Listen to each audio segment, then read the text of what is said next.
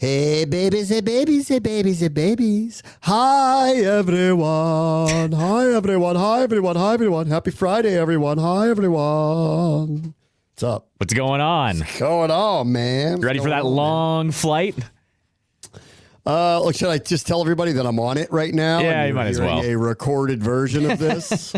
New content. It's all new content, but I'm actually in the air as we speak on my way to Seattle. So, all right, here we go. Here we go. John Wick 4. Is that what you're going to be watching? Yeah. Yeah. I might be in the middle of it right now as we speak. Okay. John Wick 4. Yeah. What is the name of that hotel they stay in that they made a new series out of it? What was it called? The Continental, I believe, yes. right? Yeah. That is the best part of the whole thing. Yeah, of course. That's a good move. I heard this show wasn't that good, though. I haven't watched it, but I I heard nothing about it, so it must not be good. Yeah, I heard nothing about it, which means it must not be good. Yeah. Oh, well. I'm going. This is a business trip. It's lovely. I'll go to the fish market tomorrow, I'm sure. But then Sunday, go to the Space Needle Saturday night. Oh, fancy. Then, fancy. And then off we go to business trip on Sunday. And if we're flying home happy, puts us back in, I know you don't want to hear it, a playoff conversation. Stop it. It's true. It's true. And the weirdest part is it's not even a reach. In fact, when you look up at the standings, it's quite possible that they'll be in 7th place at that point. So here we go, Jim. Here we go, Jim. I can't believe we're here. I just can't. I can't believe we're here. What do you mean? This is right. This is on the script. If the NFL is scripted, this is on the script.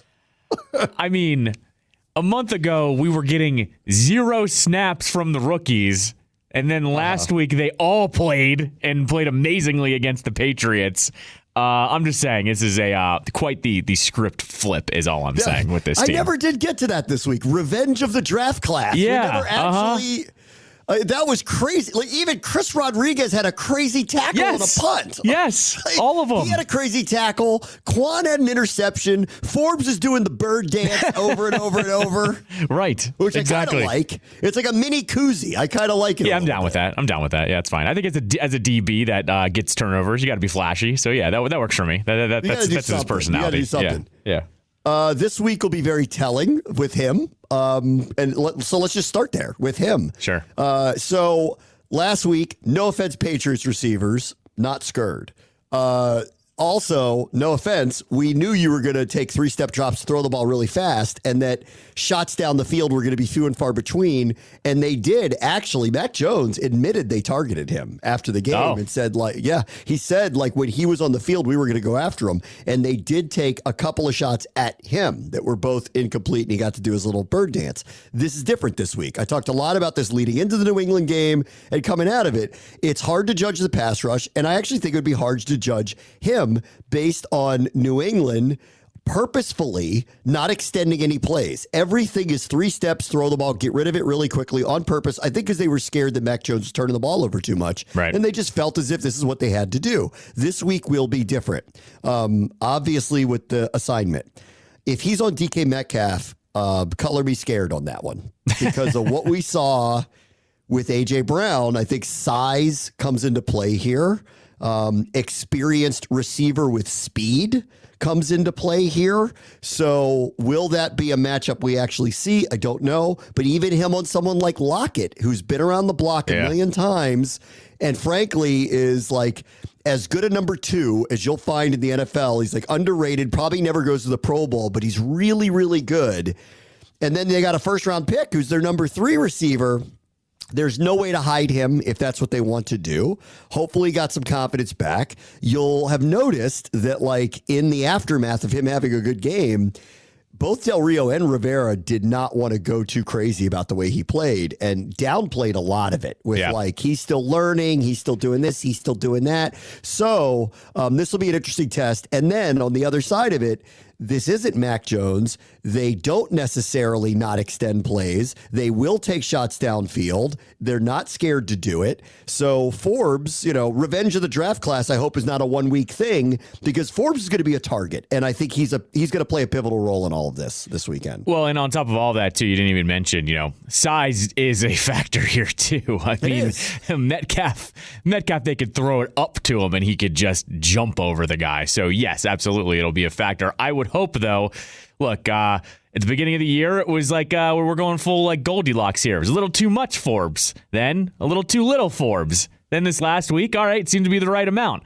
Hopefully this week they know what they're doing now with him, and that if they need to put, veterans on those guys and only use Forbes sporadically, I hope they know that that's what they, can do. And I honestly, this is survive in advance, so I don't think anyone's going to knock them if he only gets 7 snaps again or whatever. I won't get into the personnel, thing, but I think we know what we've got here. We know what Forbes brings to the table and doesn't bring to the table, so I would hope they know how to mitigate any mistakes with him. I got to tell you, with these set of receivers, I don't think you can sit them on the bench. I think you need some speed. They have 3 very fast receivers here. Mm-hmm. One of them is a track star in Metcalf, and I'll be very interested to see who they put on him, because he's a mismatch for everybody because of his size and speed. Sure.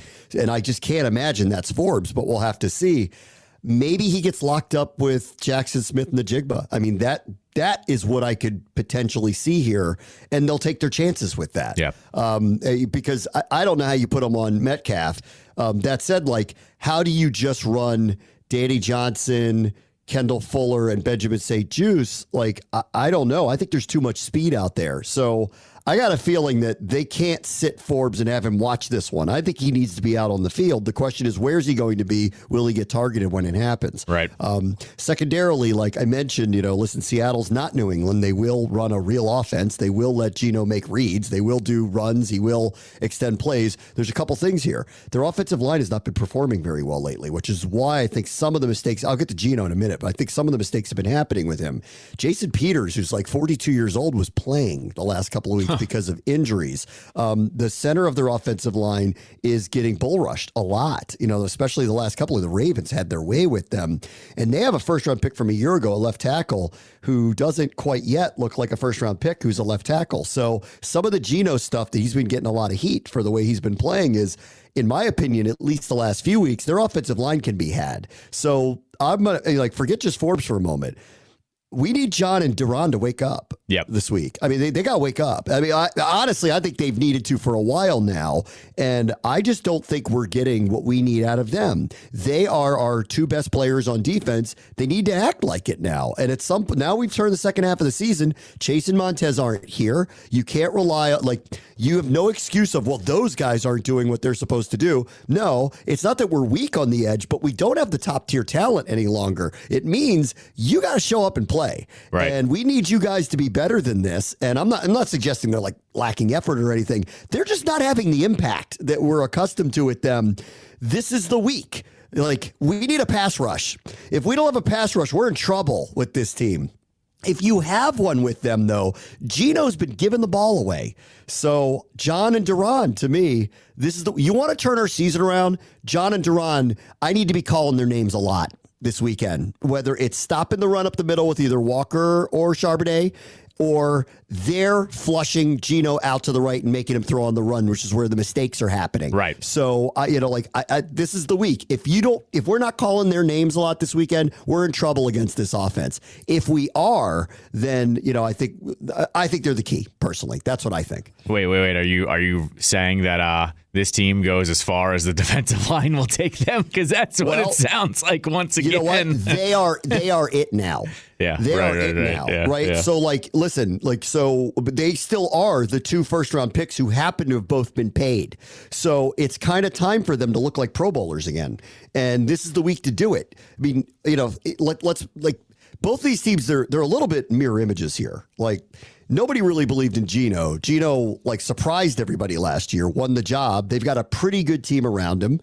They have holes, just like Washington does. Yep. Like their defensive line isn't great. It's why they got Leonard Williams. Their offensive line isn't great, right?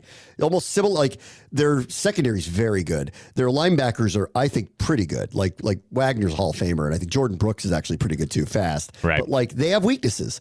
And go look at who they beat. Like they're 5-3, but they beat a bunch of bad teams, except for Detroit. They beat Detroit, and they've lost to the good teams. Like that's where they've lost. They've lost to the good teams. And this is Washington too, 4-5. But the only team that's even sniffing the playoffs that they beat is Atlanta. So, like these two teams are kind of in the same boat here. Quarterback who nobody believed in is turning heads, surprising people. Offensive line is not a strength, hopefully not a weakness, but not a strength. Good running backs, really good wide receivers. Their defensive line is average at best. Ours should be the strength of our team. Like, we're very similar teams, like very, very, very similar teams. And both of them have a lot to prove here. And, frankly, if Washington doesn't win this game, the path to the playoffs is they need Minnesota to totally nosedive. Like, that's the only way. If they win this game, they're actually going to be sitting in a pretty good position here. And I guess that's my larger point about this. Like, I don't think Seattle is like that much better than them. In fact, I think they're on par with them, which is why, considering the way they've been playing the last couple of weeks, they have every reason to go up there and potentially win. That's how I feel about it. But your best players need to lead you, which is why I'm looking at John and Duran. Montez and Chase are not here anymore. You guys are the strength of the team. And frankly, those two have not been making the amount of plays that we're accustomed to seeing throughout the first half of the season. It's time for that to change. And if it does, I think we're going to have a real shot because Geno's throwing the ball all over the place these days. Right, exactly. And I mean, come on, how could you not mention they both have old dinosaur head coaches? Come on, that's the other. That's right. That's the other. Oh, that's right. Oh, that's right. They both have old school to a T head coaches. So with GMs who've been being GMs for 20 years. Yes, yeah, exactly. So no wonder they're built similarly. It's dinosaur land. It's going to be the dinosaur land matchup in Seattle over the weekend. The interesting part too, though, is at least the one up in Seattle still believes in running the ball. The other one has changed his mind. That's true. The other one conceded that. His mind. Yeah, yes. the other one conceded it. The other one says, nope, we're going to keep running the dang ball. That's exactly what he does. Yeah. Yes, exactly. Yes. And if you ask Ron about the pass run ratio, he will tell you it doesn't bother him, which is an interesting change in perspective. But whatever. That is the definition of asking your girlfriend or wife, hey, how's everything going? Fine. Everything's fine. Yeah, it's fine. It's fine. It's fine. I don't know what you're talking about. It's fine. That's Ron when it comes to running and passing right now, it seems like. Or like your wife or girlfriend really wants to see Taylor Swift and then all of a sudden is really into Guar. Like you just they never saw it coming. And you're like, really? Like this is like we keep asking because we're waiting for him to do what he's done in the past, which is guys, it's time to run the ball. That's what I'm comfortable with. No, never once. He's just like, this is cool. I'm into it. I'm down with it. I'm cool with it. It's all good. I mean, fair enough. Fair enough. At least it is showcasing Sam. So I mean, look, you can't really be mad at the long game when it comes down to it for it. No, you can't. I mean, he is number 2 in the NFL in passing yards, which I can't believe I'm saying. I really honestly cannot believe I'm saying that because I was bullish that he'd be a decent, but I wanted to keep expectations low. And I'm like, what I'm seeing, I like, and everything I hear about him, I like, and he seems like he's got the right disposition for this whole thing. And I really like him. And then in camp, he was never stacking bad days and all this stuff. And I'm like, I really like this, but until he plays, it's really hard to know. Right. Is he going to freak out? Who knows? You don't know until they play. And it's all been really good. I never thought I'd say in week 10, he's the number 2 passer in the NFL. Like I would never, ever saw that coming. So, but they're also giving him more opportunities than most people are. So, I'll give him that. The other thing is Geno. I do want to mention Geno. Like it's six interceptions in the last 4 weeks. Some of them have been pretty bad. And here's the situation with him. And this is what you'll see on film and you'll see in the metrics too with him. In rhythm, he's still great. Like 3-step, 5-step drop, whatever it is, turn, first, second read, let the ball go. He's very accurate, very good. It's dangerous, which is why I'm like, this is on John and Duran to mess up this pocket. They're going to have to mess up this pocket because quick game, he's actually inaccurate right now and throwing picks, oddly, right, in the quick game stuff. And extended plays, his quarterback rating falls off the charts. Like, it's not a lot of picks, a lot of incompletions. So when he walks up to the line, makes his read, and everything goes to plan, he gets a decent pocket and he goes in rhythm, like 1, 2, 3, throw, he's killing people still. But anything that's extended, it's just all over the map. And so that's why it's going to be important to blow up this pocket. Their line can be had. We have all pro level players on our team. Time to do it, right? Time to do it. So I'm putting this on our defensive line, and hey, listen, I'm not absolving anybody. Let's go, Hill. Let's get it done, Hill. Let's go. I was going to say this too. Like, I just hope they learn. We've seen this in the last month, even when Chase and Sweat were on the team, that Jack decided to start blitzing when they weren't getting pressure. Yeah. So let's hope too that if Payne and Allen don't step up, or everyone as a crew doesn't step up, let's hope he starts blitzing early and doesn't wait an entire half to start doing it. Because you're right, like it almost sounds like Gino and Sam are like mirror images of each other, in that Sam is fine when the play extends. In fact, like, I think he made some throws in that Patriots game that were crazy, like the one to Pringle, where I was like, what? And he does things like that where he's fine when it comes to being under pressure. But then Gino's on the other side of the coin, where if there's anything, he screws up. So I would hope Jack knows to blitz early and often if things aren't working with just the down 4. That is one of the things that I want to talk about too. I think they need to bring pressure here. Yeah. Now I know that, and to go back to the original point of, the way our corners have played, especially Forbes, I'm nervous with this matchup. That's 3 real receivers out there and a couple of them that are going to take the top off of you. So, like, this is a dangerous team to play, but I do think you need to get pressure on Smith. If you let him have a good pocket, he's going to kill us. Like, in rhythm, he's going to kill you. So I think they need to that's the point. They need to take some chances. Yeah. I don't think Jack's taken that many chances by bringing a lot of pressure. I think they may need to take a few more to try to induce some mistakes. I think that will be very, very important this weekend. Other side of the ball, I'll say this, like, it was refreshing to have Brian Robinson getting the ball again. I thought Antonio Gibson had his best game of the year by far. Like, and it wasn't even close. They incorporated him well. He was finishing runs. He looked really good. He even had a nice kickoff return in this game. He was the most active, the most utilized, and the most effective he's been all year. So I'm hoping EB remembers some of this, because the last couple of weeks when they should have lost to Cleveland. I'll tell you about that in a minute. And they got throttled by Baltimore.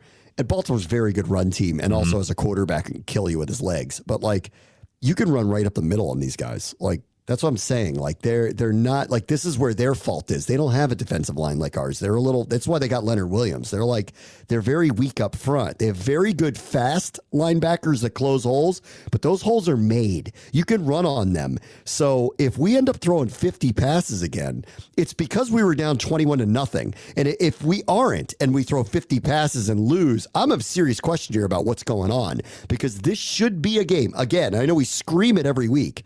This should be a game where we're closer to 50-50 running the ball. Like, we should be. Yeah. B-Rob and Gibson, and even Rodriguez for that matter, should be getting opportunities this weekend. The holes are there to be made. Take advantage of it. Let's run the ball on these guys. Try to shorten the game a little bit. That's what I think. Well, and look, I know it doesn't mean everything, but that is how this team has beaten them in Seattle. These last, what do we call them? Eight matchups we said on yesterday's show. They're 7-1 up there. Yeah. I specifically remember it is through running the ball. It was, I mentioned yesterday, Evan Royster and Roy Helu, that one game. The other one was Portis because Brunell was the quarterback. Like, it's been running the ball up there because I don't know what the weather's going to be like, but it's always gloomy. And look, that's honestly, if the history's telling you that, I think you should pay attention to that as well. Also, that takes the crowd out of it normally. In today's NFL, if you can run the ball fine and kind of deflate a crowd and go on a long drive, that is worth doing and exploring, and especially up there where they're kind of not one of the last, but one of the best home field advantages too. That will also mitigate that. So I am with you on that. Like, I'm waiting for the Brian Robinson like dominant game. Like I think we all are. Like give me between 100 and 150 yards with 20 to 25 carries. Yes. And he's getting the ball and they still run it anyways. I think we're all waiting for that, and I think this would honestly be a great opportunity for that to happen. This is a week for that. I'm telling you on film, go watch their line. This is a week for that. Like they're not great on either side on the line. You take advantage of them. So I think the D-line needs to step up, play better. I think the O-line's got an opportunity here. And I agree. Like, let's pound the rock with B-Rob this weekend. I think and go to Gibson too after what he did last week. Let's get some momentum going with the run game. Take some of the pressure off of Sam. Like, I think like and plus, like, listen, I love our receivers. They got really good corners, like real good ones. Yeah, like right. Reek Woolen and Devin Witherspoon might be one of the best tandems in the NFL. Like they got really good corners. And Jamal Adams is worth watching. He will blitz. He stays back. He's kind of the Swiss Army knife he used to be with the Jets. Now that the defense has kind of rebuilt itself a little bit, he's dangerous. So the secondary is their danger point. Very dangerous. Yep. I don't want to throw 50 passes to them. I love our receivers. I don't want to throw 50 passes to them because I don't want a couple of them popping up in the air and end up being intercepted. Like they should have lost that Cleveland game, even with PJ Walker. They blew a 14-point lead. They could not move the ball. Geno was turning it over. And the only reason why they lost, Cleveland had a 3-point lead with 2 minutes to go, and Jamal Adams popped the ball up in the air, and it got intercepted and gave Seattle a chance to win at the end. And, good on them. They did it. But they were beaten. They had the ball run down their throat. They couldn't stop anybody, and Geno was throwing it all over the yard. So with a backup quarterback, Cleveland should have won up there a couple of weeks ago. Yep. And so that's why I'm saying, like, I'm optimistic here, but I'm still, I count no chickens, but I'm optimistic here, and I'm trying to be optimistic here about this because I'm looking at Seattle. I talk about this all the time. It's not who you play, it's when you play them. And them playing them right now, they're coming on a cross-country trip. I know they're home, but they're coming. They were here last week. They got throttled by Baltimore. The week before, they should have lost to Cleveland. Coulda, woulda, shoulda. That wasn't Deshaun. They coulda, woulda, shoulda lost. They blew a big lead. Like, I don't know. Like, they're ripe. They're ripe. So it's there for the taking for them. So hopefully they'll take advantage of it. And, with our offensive line, like, the thing that I think underrated, most impressive thing for me last week from them, because everybody's talking about Sam and the late interception and the rookies did all these things. Sure. The underrated part of this is New England is actually, in my opinion, a very good, still very tricky defense, which is why I laugh so much at all the fire Belichick stuff, because I looked at them and I went, no, man, like that defense is well coached. They are tricky. And considering the problems we've had picking up protections, the sacks, all that stuff, that was probably the best game the offensive line and the protection unit played all year, by far not close. Like, even better than the Eagles one. Like, by far not. I know they gave up 3 sacks, but, like, by far not close. Like, that team is very, very hard to figure when they're bringing pressures and where they're coming from. Sam handled it well. The line handled it well. It goes without saying that the line's been a lot better since they made the changes across of it. I thought the running backs were great in protection. Again, Gibson, very good. Again, this one's different. Like, these guys don't do that stuff. They're very straightforward with how they come at you. They're like, it's old Pete Carroll. He's like, I'm going to line it up. You know what I'm doing, trying to beat me. Right. And it's the same thing. Like, they don't bring all these elaborate, coverages and shells out there. They straight up play you. So I think it should be clean, and clear what the protections are. I will be surprised. And it's just going to be man on man. Let's see if we can win this thing. Yep. So I like our chances here. This is not an elaborate team. I recognize that with the players they have, that they can beat us. I'm not stupid. Like, I'm fully aware, I'm fully aware. But I do like what I see on film, and I think there's an opportunity. My biggest concern is, frankly, giving up big plays, because we keep giving them up every single week, and often, and especially to big time receivers, and they got 2 to 3 of them on this team. Yeah. So we got to get pressure on him. He cannot have time. If he does, I'm covering my eyes on the back end. That's where I'm at. Got it. All right. Up next, you'll hear our interview from earlier this week with Mike Salk from ESPN 710 in Seattle. Back after this, Bram Weinstein Show, ESPN 630, Sports Capital. The Bram Weinstein Show on the new ESPN 630. Welcome back, Bram Weinstein Show, ESPN 630, the Sports Capital. I'm here with John Keim in person, which never happens. Never happens. Never happens. It's the joys of being here when you have to fly out to the West Coast. We are flying out today. John Keim, of course, ESPN, John Keim Report. We're getting set for Seattle and Washington, which I don't know that this is that much of a surprise, that this has a lot of ramifications. Seattle has winning records almost every single year. I think I read last night 11 of the last 12 seasons, which is pretty amazing. What Pete Carroll and John Schneider and company have done up there through Russell Wilson and now regrouping and having a team with Geno Smith, it's pretty well-oiled operation that they're going to go face up there this weekend. It is. And you know, the best part, I'm sure, for people who are in this area is that Josh Schneider was here once upon a time, and he was fired by Dan Snyder. Could have been here, maybe, but it wasn't. Well, They built a great program, and you never know what happens, but they built a great program out there. He's one of the names. You could do the other ones too, like Kyle Shanahan, Sean McVay, Matt LaFleur, Kevin O'Connell now, who's 5-4 with a team that lost Kirk Cousins in the middle of the year and looked like they might be reshaping their roster. Mike McDaniel. All of these people were here over time. All these people were here, but the hard part with the Schneider is you had a guy who was the architect, right? Someone who knew how to put something together, and I think that's really, things would have just been, you just always wonder what would have happened had they not fired Schottenheimer after winning 8 of 11 and also John Schneider at the same time. I mean, I'm old enough, you are too, to remember them being here. And, I won't sit there and be revisionist and say, I knew McDaniel would be good or Kevin O'Connell would be this good or LaFleur or that. But there are two, and I removed Shanahan because the circumstances were so crazy that there was just no way that he would have replaced his father here. But when Sean McVay left, I remember thinking, I think we let Bill Walsh walk out the door. And I remember, this is a long time ago, John Schneider being here, and he was one of the most relatable, but easily one of the smartest guys in the building. And it was so obvious when he left. Yes, it was. And that's why I say that had the egos not been involved back at the time, you could have had a coach here who probably would have built something nice for 5 years and then a GM who could have continued that in subsequent years. However, with that owner, it probably was never going to happen because it's not how he did things. And things just tripped him up. And with McVay, you're right. The hard part with McVay to me was always the timing because you had Jay Gruden, it would have been after his third year, and they had back-to-back winning seasons. It was 8-7-1, and there was a thought at the time, I think the thought was, how do you fire him and just go with a 30-year-old coach? But the people who were around Sean knew that once he interviewed somewhere, he was gone. If they could have kept him one more year, I think then you may have been able to change things. But the bottom line is, Bram, there were still issues above them that were never going to be solved until an ownership change. And that's where we are now, and we're all waiting. And I don't know. I would describe this as, for me, delaying the discussion of what's coming next because there is still a lot on the line. And I want the season to play out. And I'm not just saying that as an employee of the team. I really want the season to play out. I think focusing on what's happening beyond this is kind of fruitless, and it puts aside the idea that they couldn't be in the playoffs, which as we stand right now, they're a game out of it. Again, and the team that they're chasing, one of them is this weekend. They could have a tiebreak against them if they win. They already have a tiebreak against Atlanta, who has the same record.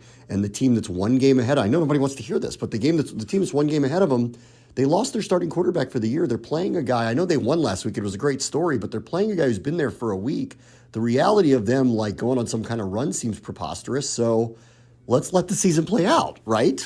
Yes. And, the funny thing is, and I understand how some people think, my thought always is, if they end up doing really poorly the rest of the year, you have massive issues. There are more issues than you would want to admit if it doesn't play out. You have a bigger rebuilding job ahead if that's the case.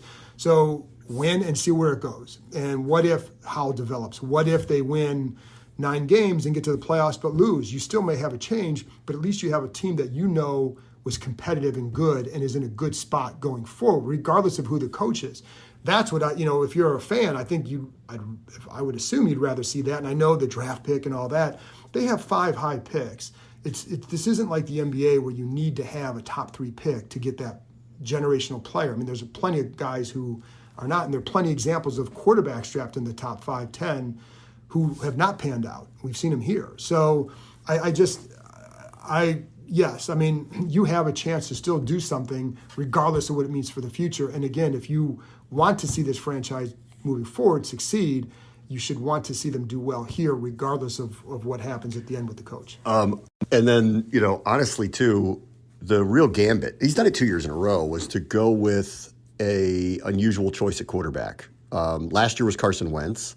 That didn't work out, but because of all the transition that was going on with the organization, I don't know that cover's the right way to put it, but like the ramifications of that choice after not making the playoffs, I think there were some likely ramifications in any other scenario. It didn't happen. So they turn around, and the gambit this time is to go with a young, unproven guy, which to me was quite a bet to make when you've got a lot on the line. But through half a season, this bet's paying off. So, I mean, I know everyone's gushing about him, and I'm also old enough to remember that 6 months ago, the national media called this team crazy for not trying to get Lamar Jackson. So things can change very quickly with perception, but he has been good.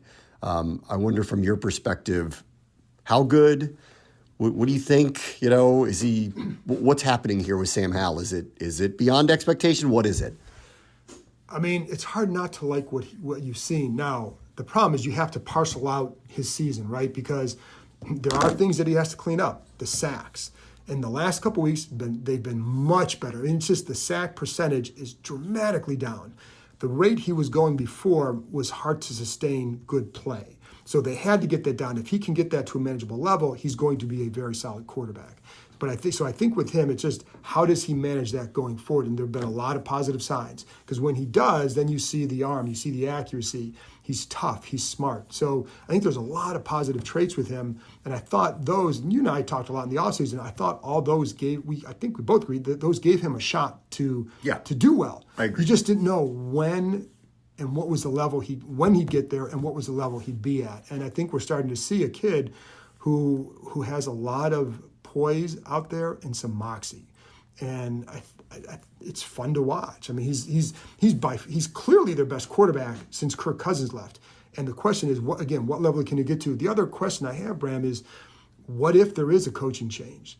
Is he automatically the next staff's guy? And it's impossible to know that. But if he plays well, then why wouldn't he be? I think he's getting to the point where he's making a case for him to certainly a strong case to be here regardless of who's coaching, and you can build around him but again, you don't know. Like, what if there's a guy what if they end up with a bad record? They have a top 10 pick, and whatever new coach likes quarterback X in the draft, then what? But short of that, like, the kid has shown that he's a starting NFL quarterback. I don't think there's any doubt about that. It's just, can he take care of himself in the pocket to a more manageable level for his long-term success? I mean, I don't like to play the schedule game too much, but like the Giants are coming here next week. They're going to be playing a third-string quarterback, and I know this team's had trouble with them, but it is what it is. The Rams' record will be whatever it is when they play them. The Jets' record, we don't know what it's going to be by the time they play them.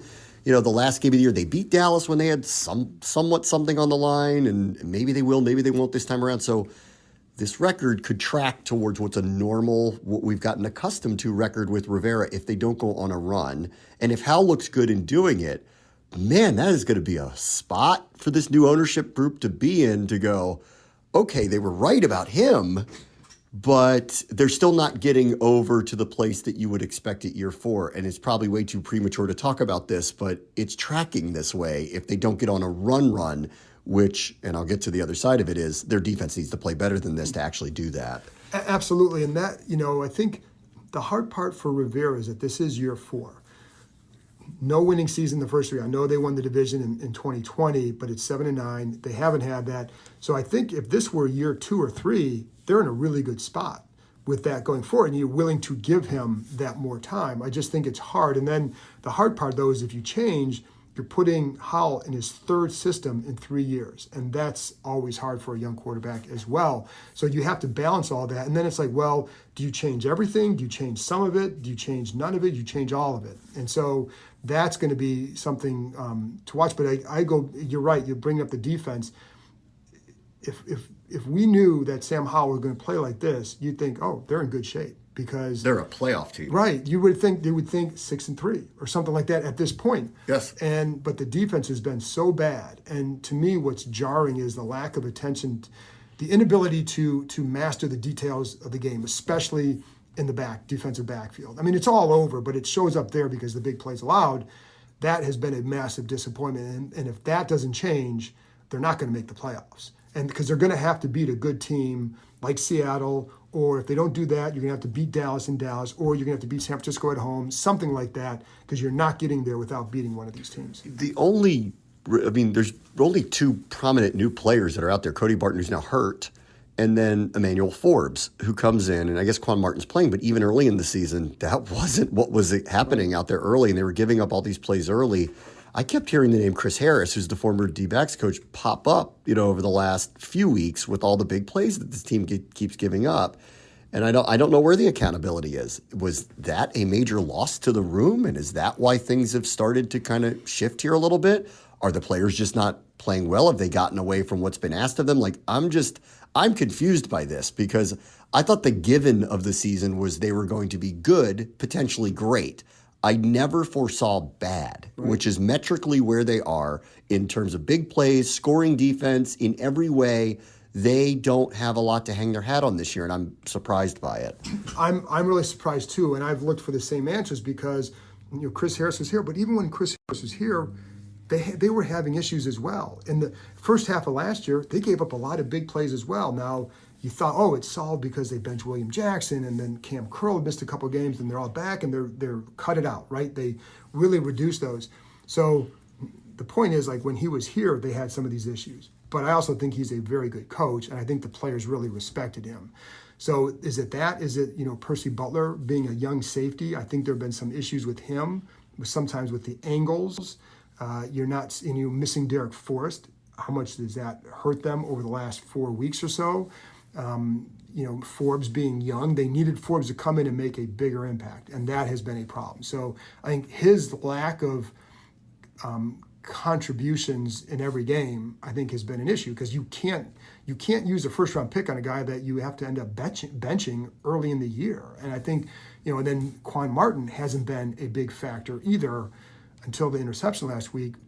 He's a second round pick. He's only playing because of injury. Right. And so that's hard, but there's some of it is youth and some of it is they clearly aren't getting the job done, whether it's them, whether it's the coaching, whether it's, the zone match last year worked for them. It's not working as well. They're using a lot of press and they're getting beaten press. I mean, Benjamin St. Juste can be a very good corner.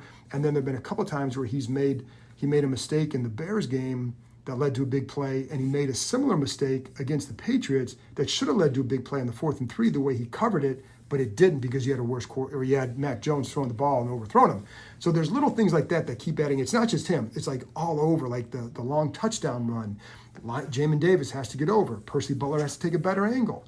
There's little things like that keep happening that has prevented them, and that's why I'm not optimistic about their chance to turn around because, to me, you have to start. It starts by playing well. Whether you win or lose, it starts by playing well, and I don't think the defense has played well. Okay, there is one thing that I think they could counter with that I think would be a fair counter. I don't think it means they're getting better, but 3 of the last 4 games, they've held teams under 20 points. So even though they keep giving up the big plays, and even though the yards allowed seem to be extremely high, they do have that to lean back on. So do you buy that at all as something that is a sign of things might be turning for them? Not yet, because against the Patriots, they held them to 20, but you saw breakdowns even on other plays. And it's one of those things where you see the breakdowns, and I say, okay, if you're playing a good team that you need to beat, Seattle, or again, San Francisco, whomever, chances are they're going to complete some of those plays, and you're going to get more of those. And so that's why I say if you don't see that, if I didn't see that, then I'd be more apt to say, yeah, I think they did a really good job there. Now, in the red zone, I think they've been pretty solid, and so that's a good sign. And, in this league, it's situational, 3rd down red zone. That's where you can really hang your hat on if you want to. But I want to see more signs that it's been that they've shored up the coverage mishaps or miscommunications, because that's what happened against New England too. A couple times the tight end's running wide open and Mac Jones doesn't see him or is intent on getting rid of the ball quick somewhere else. So, and it's a coverage breakdown. The coverage breakdown hurt them against the Eagles. So that's what I say. So those are the patterns that keep being repeated. So until I see that stopped, I'm not going to buy that they're going to have some turnaround on D. So last week, Emmanuel Forbes played a lot, was targeted, had a good game. I want to put this in context. The team that he played offensively is struggling. They were rarely taking shots down the field. I thought it was notable they did when he was on the field because they thought they had a shot with him. But I think it's a good sign. I would have been really shook if he had a bad game against them. This week, I don't know how much he's going to play, but I also look at the receivers that they have, and I don't think that he can't not play. In fact, I think because of his speed, he has to. Now, I don't think I want to see him because I've seen this story with A.J. Brown. I don't think I want to see him locked up on DK Metcalf.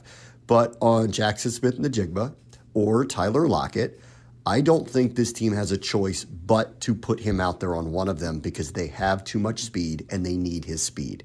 So I guess we're going to see where he really is this week. Yeah, and Smith and Jigba runs a lot from the slot. So if he's going against Lockett, Lockett's going to double move him to death. And so that would be a concern, but see how he handles it. Because there were a couple plays last week where I felt like he was better with his eyes. And in the zone coverage where a couple times against the Eagles, his eyes were on the quarterback, but he lost sight of the receiver. So, last week there was one time where makes a play because his eyes are on the quarterback, but he still had vision on the receiver as well.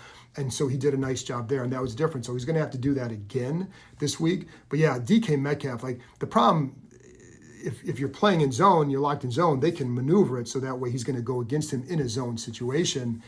But you're talking about DK is a big dude, and Emmanuel's not. So that's where you have to rely on technique and your vision and take something away if you can, just through what is your strength, the length, your speed, and do that, because he's going to be in a situation at times where he's going to have to defend DK Metcalf if he's out there, because they're going to maneuver the scheme or the route to get them matched up. So yeah, but they're going to need him.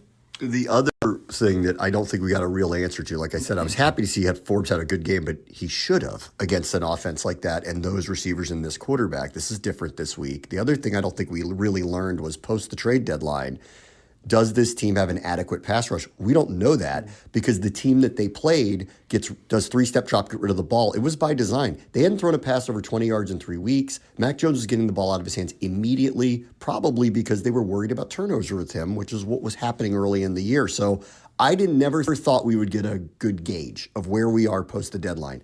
This week we will.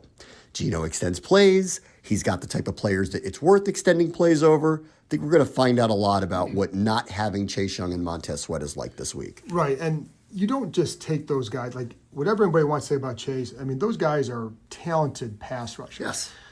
You don't, what I've always said is that a couple years ago, it's just facts. Like, they played well with Smith Williams and Tuhill on the field together.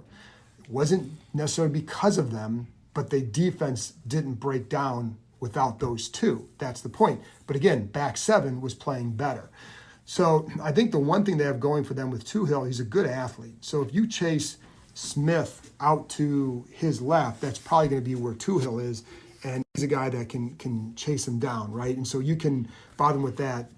I don't know, what I was surprised last week, you couldn't do this last week. Last week you didn't see a lot of stunts or games or that because you knew he was getting rid of the ball quick. Correct. So I'll be curious to see, are they running more stunts this week? Are they doing a little bit more pressures on third down because you know he's going to hold the ball and you have a shot at something? I think we might see more of that because, again, I go back to 2 years ago when they didn't have those guys, and with these two rushing, part of the reason why I felt like they did a nice job is because the coaching didn't rely on the front four to get home. And I think when you had those four guys, I think there's a tendency to do that and not do as many games, not do as many things, because you have those guys, see how they do without that now. And I think that's what we'll see a little bit more of this. I'm wondering if we'll see a little bit more of that this week. The other thing too, so we're going to find that one out. Here's the other one. And I feel like I've been just screaming in the wind for weeks about this. But the pass-run ratio that this team puts out there is surprising, right? Especially in just knowing what the core values of the head coach is. But he's being publicly supportive of Eric Bieniemy and saying this is what they want to do. The offense has generated a lot of yards and some points over the last couple of weeks, so it's hard to argue it. But go watch Seattle on tape and go see the rush numbers against them the last couple of weeks. And I know Baltimore's an elite rush team with a quarterback who's crazy good at running the ball when he has to. They had almost 250 yards rushing on them. The week before, Cleveland stayed with it, rushed the ball 40 times, not for a high average, but if it wasn't for a really unusual turnover, would have beat them there with P.J. Walker. And the week before, the number that really stood out to me, Arizona had over 5 yards a carry against them with the line that we've seen, and James Conner's hurt. And so I don't know how you don't go into this and not run the ball more against them. I don't. So, I mean, and I know I'm saying this knowing they're not going to, but oddly, I don't know. All evidence says you really should seriously consider being 50-50 this weekend. You would think I've kind of given up that belief or that hope that they would do more of that, just because there have been other games like, oh yeah, this week I think they'll run more, and then it's like 70-30. But I think, to your point though, I think it's going to be, is it better situationally? Are you more effective running the ball and then putting yourself in better position to then do something with it?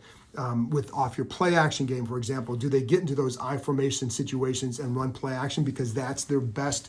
That's one of their more effective ways, I think, of play action is when they're getting the I formation, because the linebackers are flying up in that situation. So could you see more action off of that? Could you see more design off of some play action, whether it's setting up some screens? That the Seahawks have been hurt by some screens, so I think you could see some of that as well. But yeah, no, I agree with you. I was looking at this last night. I think it's like the last 5 games. The first few games, they were really good against the run. The last 5, it has not been as good. No. And it's not just the Baltimore game. This is why they acquired Leonard Williams. They need help up front bad. And I would absolutely take advantage of that. I just don't know, is it going to shift the number from 70-30 to 60-40? Maybe, and that might be enough. Because I think you want to, you don't want to put in a loud situation, you don't want to put Howell in a situation in a spot where he's going to have to throw a lot with that crowd noise, with the counts and all that. And does it throw something off? Is it leading more to false starts? Is it leading more to some pressures because you're not hearing and picking things up? So the running the ball would be an effective strategy.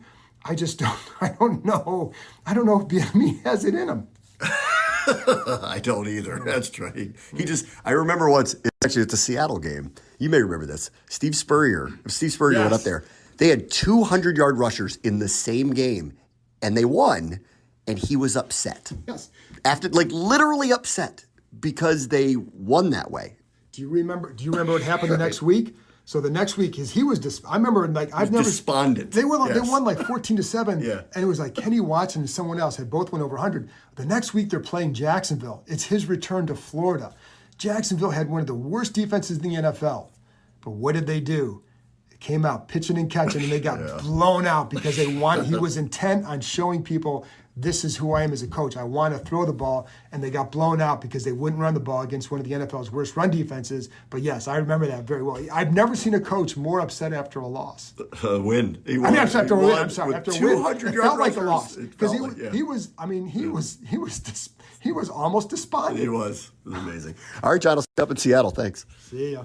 Welcome back. Bram Weinstein Show, ESPN 630, the sports capital. Let's go through the slate, player.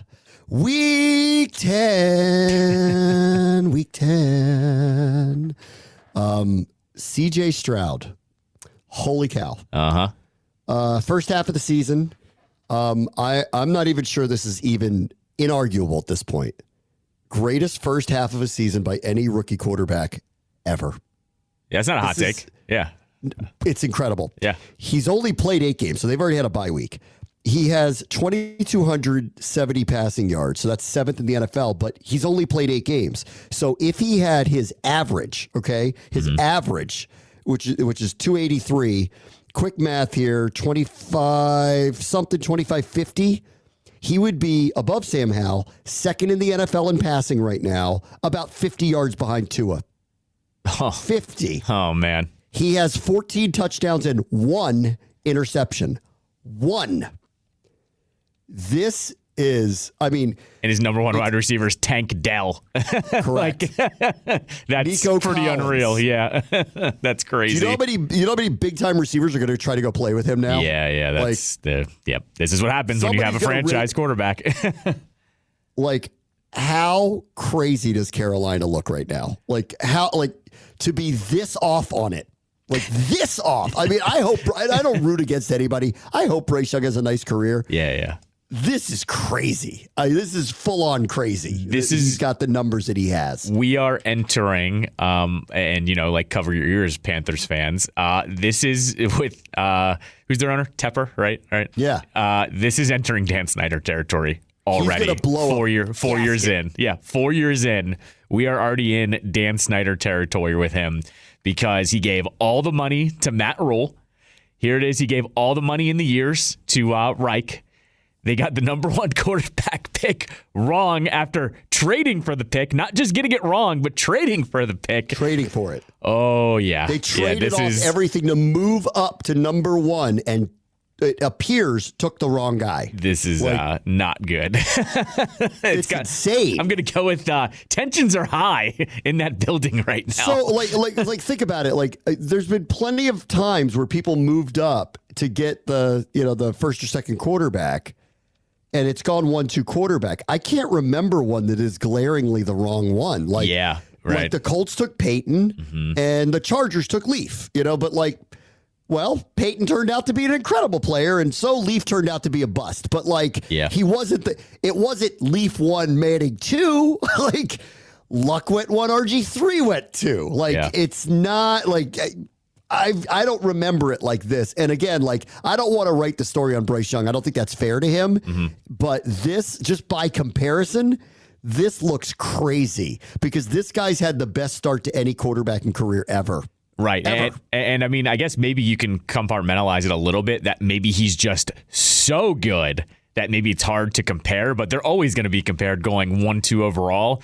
The only ones I could really try to compare it to is the Leinart, Vince Young, Cutler one, because Cutler was clearly the best pro out of the three. But even then, it wasn't it wasn't this. It wasn't this at all. No. No. So they play the Bengals, which is unbelievable because his stats are way better than Burrow's now. By the way, do you know about Tepper? And he owns the Charlotte MLS team, right? Do you know about this too? Yeah. He's fired 2 head coaches in 2 years. He just fired the head coach for the Charlotte FC. So that's another thing that this also isn't just isolated to the Panthers. It also goes to his soccer team that he's fired 2 coaches in 2 years. So just passing that along. Yeah, it's so funny. Every time someone brings people like this up, what's going on in Arizona or someone like him, I'm like, I could work for him. I am uniquely qualified to work in a situation like this. Yes, yeah, exactly. None of it'll bother me. Don't worry, I'm with you. Texans Bengals is 1 p.m. Oh, I forgot the Germany game. I'll get to that in a second. Yep. Texans Bengals 1 p.m. in Cincinnati. This could be quite a show me if Houston goes up there and wins that. Yeah. I have a hard time buying it. I also don't know what the situation is with either one of the top 2 receivers with the Bengals at this point, right? We don't know if Chase or Higgins are playing. Right, exactly. If they're not. Chase most likely isn't, the way he was talking earlier this week. So if they're not playing, then Houston winning really is not out of the realm whatsoever here. Yeah. Which would be crazy. They'd be 5-4. So would the Bengals. They'd have the tie break on them. That's insane. That is full on insane. Yeah. And of course, the NFL world is praying for that to happen because the Bengals not making the playoffs is a dream. Oh, of course. Somehow get Burrow out, right? Absolutely. Somehow get him out. Yeah. So I don't know. All right, listen. This is all I'll say about it. If Chase and Higgins don't play, I think Houston's going to beat them. If one or the other does, and I would assume that one will, it's hard to pick. Cincinnati's done this too many times. It's hard to pick against them. Yeah. It's hard to pick against Burrow. I don't know what they'll win by, but I would be confident in them. But if they're missing both of their top 2 receivers, Yep. They might lose.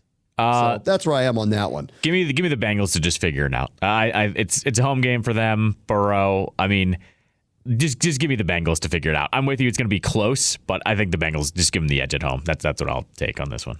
This is out of order, but Frankfurt, Germany, Colts, Patriots. It's uncomfortable. Yeah, Colts, Patriots. Jim Irsay, Robert Kraft. You cannot do this. So, I think, all right, so what? They're all, Boston Globe reported they're going to leave Belichick in Germany if he loses. Allegedly, yeah. Allegedly. Right. I don't think so because who knows how much money Kraft already owes him contractually. If you fire him, he becomes a free agent and will sign with another team tomorrow. So I don't think that that's happening, and I do think he will be the coach there beyond this season. Personally, I think that the heat is heating up. I will admit I am surprised at how much this is ramped up, but we'll see. And then them winning this weekend really wouldn't be that big of a surprise. I mean, one, it's hard enough for both teams to fly over there and play the game over there. It's not like I think the Colts are particularly any good. Is Minshew going to throw a bunch of picks because the Patriots defense fools him? That's a possibility.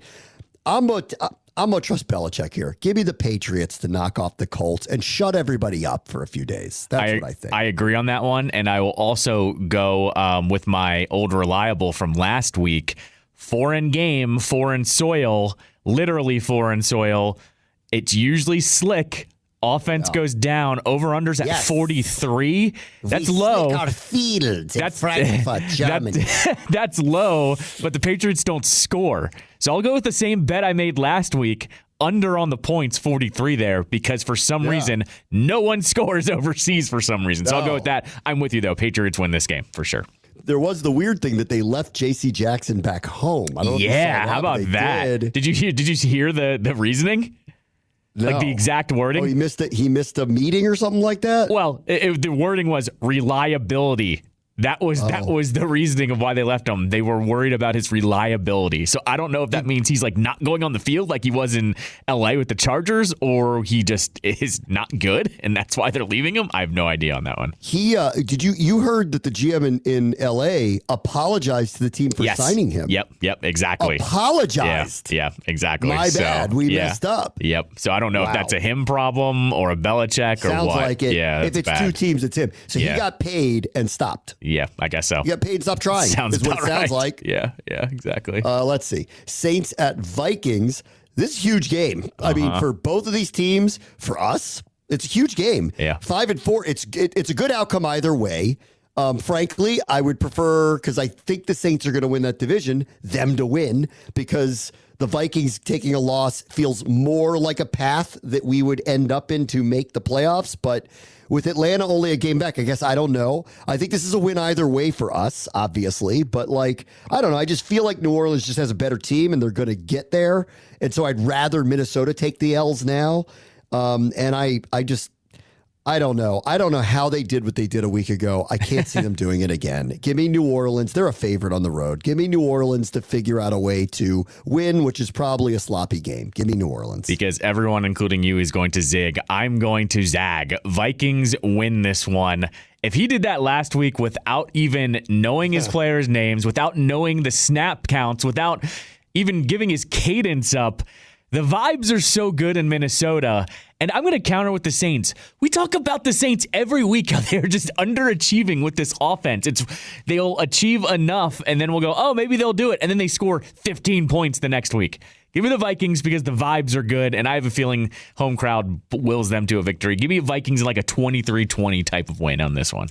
And if they win this one, it's time to start talking about this. Sean McVay, Kyle Shanahan, Mike McDaniel, Kevin O'Connell, Matt LaFleur were all here. All of them. Yep. We didn't keep one. They were all here. We didn't keep one of them. Correct. Yes, exactly. All of them. Salt in the wound, yes. Yes. Let's see. Packers at Steelers. Well. Pittsburgh has been outgained in every game they've played, and they're 5-3. The Packers aren't sure if they like Jordan Love anymore. Give me Pittsburgh at home. I will take Steelers at home, 23-13. I'm not going to give 23 to the Steelers. I'll go Steelers 19-13. I'll lower the scoring a little bit. Yep. Titans at Buccaneers. Ooh and double ooh. I do like the Tennessee went, you know what? We're just going with Levis. Yep. I think it's the right thing to do at this point. Just do it. They're 0-4 away from home. Tampa's 1-3 at home. Yikes. Yeah. Tampa's a 1-point favorite. This is total pass. I have no idea what's going to happen. The Buccaneers ended up in some wild game a week ago. They're in every game they play. They seem to fall on the wrong side of it many times. They are what I thought they would be. They're going to be an under 500 team. This will come down to if Baker makes mistakes, which he hasn't actually made a ton of this year.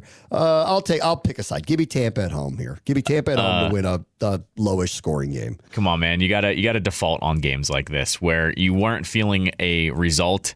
Go to the coaching. Fighting Mike Vrabels. They're gonna get the win on the road. I'm with you. I don't like either team, but this is what happens. Vrabel gives them 2 or 3 wins a year where they eke it out.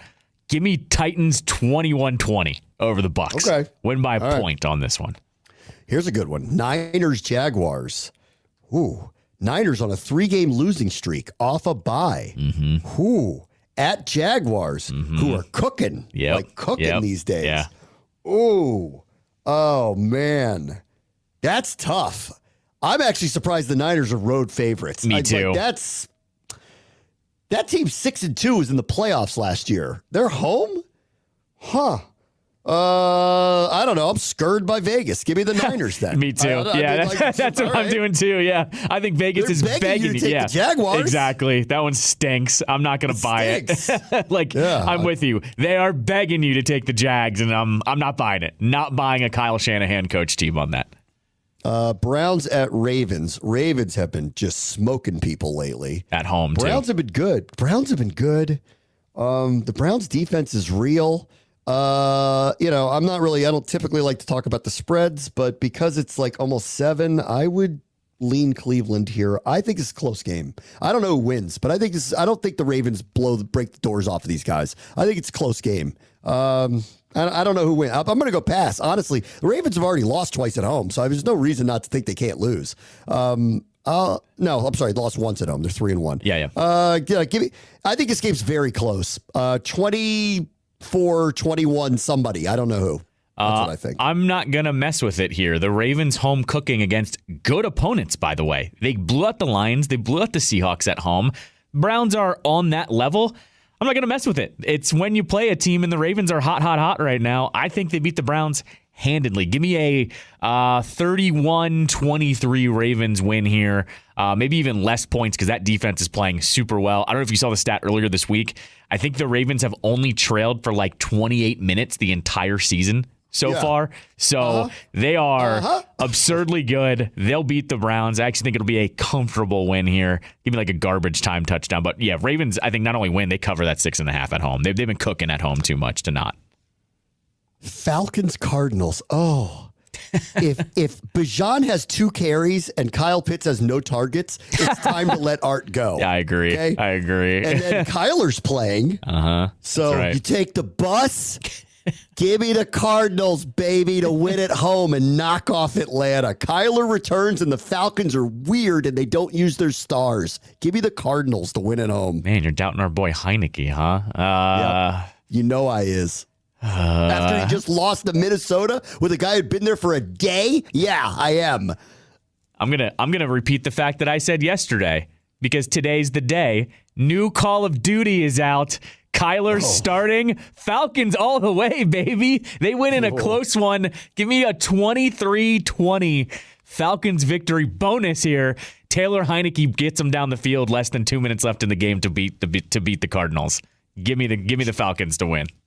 Chargers, Lions. That's a good one, too. It's a good uniform matchup. That's a really good uniform matchup. I assume because Detroit's the traveling circus, they're going to overtake SoFi this week. Yeah. Oh, my God. You're right. Yeah. Chargers have righted themselves. They were good the other night. Their defense was very good, albeit it was Zach. Give me Detroit's a favorite. Oh, they are? Yeah. Oh, you got to be kidding. All right, give me Detroit. I'll agree with you. Detroit wins. I won't touch the spread because I think that kind of smells there. But I will say this. Over-under's high here, 48.5 points. That's a lot of points. I think the Lions' defense is a little bit better than giving up a lot. I know the Lions' offense can score. The Chargers can score too. But this always happens too. When they put the really high over-under like this, it never really hits. Give me the under on the points here on 48.5 for the Lions-Chargers game. The Cowboys are going to beat the Giants 52-0. They're going to kill them. 17-point spread. DeVito. In an NFC East game. When have we ever seen that? I don't care. At me on anything, any path to the Giants winning this game. Oh, I agree. At me on anything. I agree. It's not happening. The question is, how much are they losing by? And it will come down to how many times does Micah Parsons scare DeVito? Like, that's really what it's going to be down to. Right. And Dak has been hearing it again all week. Watch. Yep. You watch. Yep. They're going to kill these dudes. Like, 50, which is going to be terrible for us because they're going to get embarrassed and then they're going to come here and they're going to hear it how they're the worst, and that's the worst. I hate that. Hate that setup. That's the worst. Yeah. And then the night game is Jets Raiders. Oh God, that's a car wreck. Ew. Oh man. The Jets are favored? That's amazing. The Jets are favored. Are you sure? The one I'm looking at, there's no point spread. It's a pick 'em. I got a -1 Jets. Oh my God, that must have shifted. All right, give me the Jets. Their defense is real. Give me the Jets. Knock off the Raiders.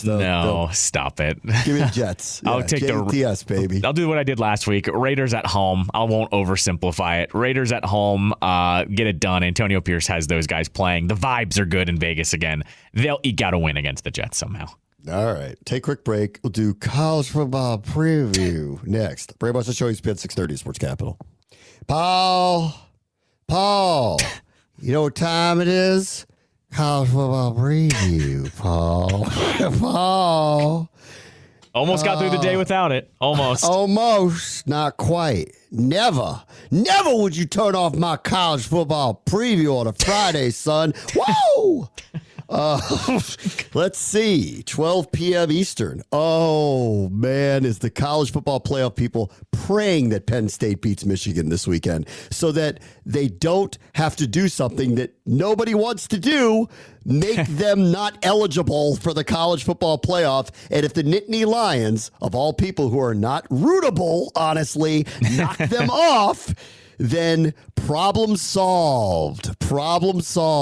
And I am now rooting for, I like chaos. Go Wolverines. Give me Michigan. They already know what Penn State's going to do. Don't you know? Wink.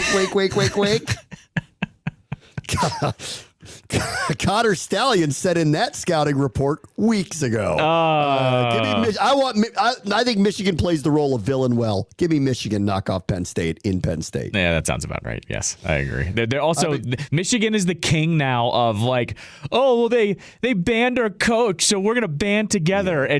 I hate it. It's infuriating. Like, you guys did this to yourself, and then you use it for motivation. I hate it so much. Yes, you're right. You can't ban us. We ban you. That's right. That's what we ban you. They are the Stupid. literal college football version of you can't fire me, I quit. That's exactly who they are at this point. So yeah, I agree. Alabama's like, go beat Michigan so we can get a playoff spot back. 12 p.m. at Kentucky. I've been calling for their demise for weeks. Apparently, I've been stupid. I would assume they'll go to Kentucky and win, but then after saying that, this is probably the week they get surprised. Right. Give me Alabama to knock off Kentucky because I'm done doubting them. Until proven otherwise, I'm done doubting them. For sure. Texas Tech at Kansas. It's got to be the greatest Kansas football season ever. They're 7-2. Oh, absolutely. They beat Oklahoma. Jayhawks, baby. Give it to Jayhawks. Jayhawks player. Yeah, for sure. I'm riding that train, baby. Jayhawks. Tulsa, Tulane, don't care. Arizona at Colorado. Did you see the report that they might have to dump all of their sports programs? Literally all of them? What? Okay. There was some kind of accounting error at the University of Arizona where they've, quote unquote, misplaced $240 million. What? How do you do that? I don't know. And so they said they described it as draconian things are going to happen here.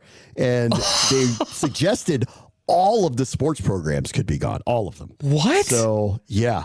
Meantime, they get. Is there some guy on a boat or a yacht with money dropping into the ocean or something? How does that happen? It was a weird story. It was like it's an accounting error of $240 million. Who didn't show up to work the next day is my question. Who's the president of your school? Sam Bankman-Fried? What's going on? Right, exactly. So anyway, they're going to beat Colorado though because we've learned about Colorado. Yeah. I'm still rooting for the Deons. But Arizona's actually good. Yep. I called them last. I told you they're going to upset, and they get numbers next to their name. They're a pretty good team. Baylor at K-State. K-State should win. Baylor's not that good anymore. Miami at Florida State. There's something about that guy, the Mario Cristobal guy, that is just like he's not going to win a lot. You can just tell he's not. He's Jimbo. He's Jimbo. Like he's just not going to win a lot. I don't know why. He's just not. He's Jimbo Texas A&M style. He's just not going to win a lot. Like he's going to win enough games every year. He wins like 8, but it's always going to be 3 or 4. You know, it's like 3 too few is what it is every year. 3 too few. when he screwed up at the beginning of the year, that was the oh, you guys are finished. Like, you screwed that up and you handed him the money already. You guys are already finished. Yeah, Florida State will win that one easily. So give me FSU there. Utah at Washington. All right, so this is a huge one for Washington. Because Utah has 2 losses, they can't get to the playoff no matter what they do. Mm-hmm. But if they knock off Washington, they could pretty much end them. Yep. Well, maybe not. Where this is huge is if they knock them off, and though them and Oregon have each one loss, the Pac-12 may find itself shut out of the playoff. If Washington wins, then they're beelining towards it, and Oregon, who lost to them, will be making a case because they lost at the buzzer to them on the road. They'll be making a case there should be 2 Pac-12 teams. Utah could ruin it for the conference if they knock off Washington up there. And that's, that's in Seattle. Oh, Nelly. Guess who just got his day plans? You go see your favorite quarterback in the country now. Oh, snap. Penix. I'm going to see Penix live. Holy cow. Don't say that too fast. Don't say that too fast. It sounds a little different. Tennessee at Missouri seems like a big game. 13 versus 14. I don't care. Give me Missouri because they're at home. Sure. Oklahoma State at UCF. Give me the Cowboys. Rutgers at Iowa. Iowa's the worst. Give me Rutgers. Stanford at Oregon State. I'll take Oregon State at home. Stanford's not very good. Got it. Ole Miss Georgia player. Ole Miss Georgia. That whippersnapper Lane Kiffin go try to ruin us. SECs ain't gonna happen, Lane Kiffin. You between the hedges now, boy. You ain't gonna get through this. No. Georgia. Give me Georgia. West Virginia, Oklahoma. I'll take Oklahoma. Although West Virginia's not bad, and Oklahoma ain't great these days. Michigan State at Ohio State. Ohio State should win handily. Texas, TCU. Give me Texas because they're back. Florida at LSU. Give me LSU to bounce back after the loss last week. Duke, North Carolina, which 3 weeks ago looked like the biggest Duke, North Carolina football game in the history of mankind, is now not that big of a deal anymore. Give me UNC. USC at Oregon. USC's going to get smoked again because their defense is bad. Yep. I don't know. Maybe Caleb lights it up, but 70 points. 70-50. That's gonna be final. What's the over/under in that game? 320. Oh God, I didn't even see. That's what it's going to be. Yeah. How many possessions don't end in points? Let's have that conversation. How many don't That's end true. in points? Yeah. That should be an over/under of what they don't end in points. Yeah, exactly right. Yes. Let's see. This weekend we get Wizards Hornets with the gleaming new in-season tournament court that the Wizards will be showing us. That's right. Can't wait to avert my eyes from that as the Wizards try to get a sweep this week of the Hornets. Good for you. Go for it. And you want to give me a quick Caps weekend jersey tonight, Islanders tomorrow? You want to tell me what's up with that? Give me 2 of 4 points. I don't know how they're going to get them, but 2 out of 4 points sounds about right to me. Islanders can't score. They can play defense. Alex Ovechkin's got to score a couple goals this weekend. So let's go. Ovi scores 1 or 2 goals. 2 out of 4 points is what I'll take to a quick trip up to Jersey/Long Island. This is the anniversary of a few weeks ago when the Caps were junk, and you said they're going to go to New Jersey and win on the second of a back-to-back. And I was like, I don't know, man. And they did. That's right. So you are the heartbeat of the Washington Capitals these days. Pretty good predicting it for them right now lately. So. If you missed John Keim, that's next. Bram watch the show, ESPN 630, the Sports Capital.